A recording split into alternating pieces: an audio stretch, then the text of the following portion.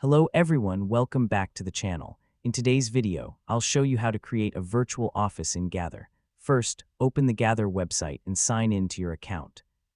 After logging in, you'll arrive on the My Spaces page. If you haven't created any spaces yet, you'll see the Create Space button in the top right corner of the screen. Click Create Space to begin creating your virtual office. Next, choose an office template that best fits your needs. Gather offers different office layouts for teams and businesses.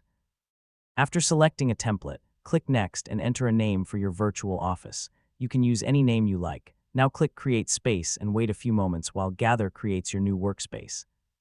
Once the setup is complete, your virtual office will open automatically. You can now move your character around the office using your keyboard.